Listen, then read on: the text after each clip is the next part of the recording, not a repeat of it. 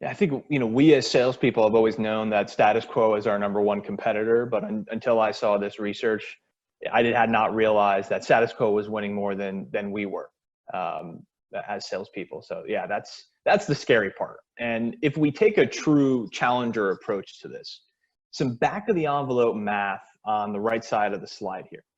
So if you assume that you pursue 15 opportunities each quarter, 60 opportunities a year, multiplied by the 38%, means that about 20 of those deals will be lost to the status quo.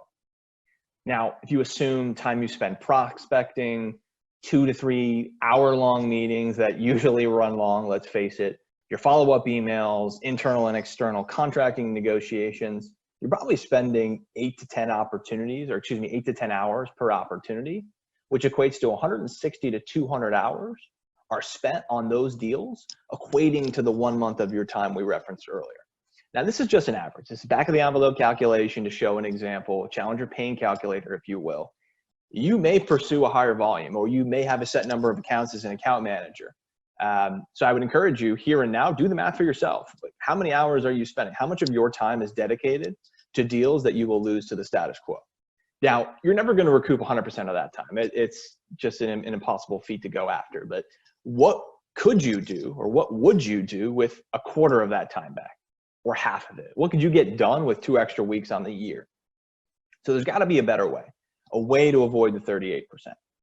So if you've been with us for a while, you've been on the challenger journey for a while, you know about the concept of nail versus wedge. That's how challengers really try to view or manage their funnel. They want their sales cycles to look less like a traditional funnel or wedge and more like a nail. They identify the best fit opportunities, quickly deprioritize or disqualify bad fits, reallocate their time and energy on engaging customers with commercial insights, driving urgency through the use of core challenger skills: teach, tailor, take control, build constructive tension, to make compelling cases for change. And they coach their, hopefully, mobilizers to build consensus in their buying groups and generate that collective yes. So that's the mindset, but there's more to it, right? How do we actually pull it off? How do we execute these challenger behaviors day in and day out, ensuring a disciplined focus on advancing the right opportunities through our pipeline?